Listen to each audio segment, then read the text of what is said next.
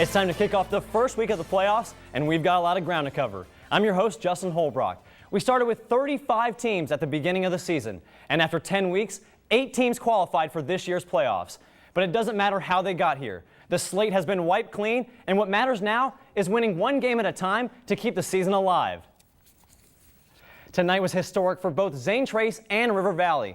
This was Zane Trace's first time ever hosting a playoff game, and River Valley made their first ever playoff appearance. And Blaine Caraher was out in Chillicothe to see it all go down. All right, so we're out here in Nelsonville, New York, and I'm trying to find my next fan of the week, but I'm having trouble finding anyone. This season, he's thrown for 22 touchdowns and more than 2,200 total yards, but tonight he faces Shelby defense that's 9-1 and only given up 7 points or less 5 times this season. And he and the Bulldogs were in enemy territory tonight. And a Shelby team that finished 9-1 was ready to go. On the first drive, you see Devin Shorty Brooks takes it in for the touchdown, and it's 6-0 Whippets. On their next drive, it's Brennan Armstrong to Hunter Egner for 41 yards, and they're right back in the red zone. And it's Brooks, once again, gets the handoff, goes up the right side, and he takes it 15 yards for the touchdown. 2-point conversion makes it 14-0 with 5:33 left in the first quarter. Now Justin Harvey trying to get something going, but he gets picked off by Mason Alfrey, and once again, the Whippets are in business. This time, Armstrong keeps it for himself, 14 yards to the 1-yard line, but don't worry, one play later, Brooks gets his 3rd touchdown. Now Bloom Carroll deep in the Whippet territory, 4th and 1, but they don't get it, and that really summed up their night. And they finally force Shelby to punt, but guess what? Bloom Carroll fumbles on the punt, and the Whippets are there to recover, and they're doing really well right now. They score a touchdown after that fumble, and once again, another touchdown from Brooks, his 5th of the day, and it's not even halftime. The score at half was 42-0, and they go on to win 56-14. Several Ohio University facilities will be renovated after the Board of Trustees approved many projects this past Friday. Measures include the demolition of several dorms on South Green, renovations to Alden Library, and roof repairs on several buildings. There's also a plan in the works to update the signs around the university.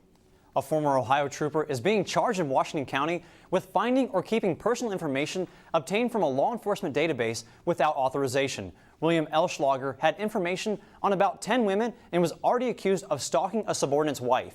He is also currently facing a number of charges in Delaware County. Ohio University's Board of Trustees is alarmed about the university's performance on some college ranking metrics. The concern comes as a result of the university's decline in the U.S. News and World Report's rankings of American universities.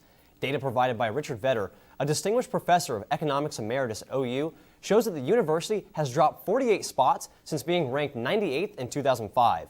The rankings account for 220 universities across the U.S. A lot of people know your stance on homosexuality, and my question is, how much has coming out and publicly expressing your opinion affected your career as a sports reporter? Welcome back, everyone. I'm Justin Holbrook.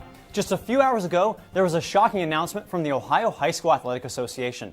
It announced that the Dublin Kaufman football team has been placed on probation through June of 2018 due to recruiting violations. A release from the association said head coach Mark Crabtree met with an 8th grader and his father about the football program, which is a violation of recruiting rules. Crabtree will also be suspended for the team's first 2 playoff games, and right now the team is seated 5th in the Division I Region 3 playoffs. With more than 8 minutes still left in the half, they took a 42-0 lead, and what impressed me the most was just how efficient the offense was.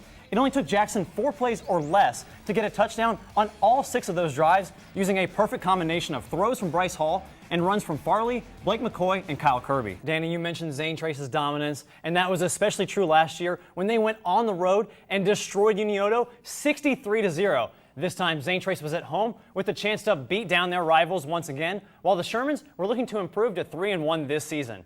Now, as you can see, the snow has picked up once again, but you can be sure that these road crews will be out, making sure everything is all clear. Reporting live for Newswatch at noon, I'm Justin Holbrook.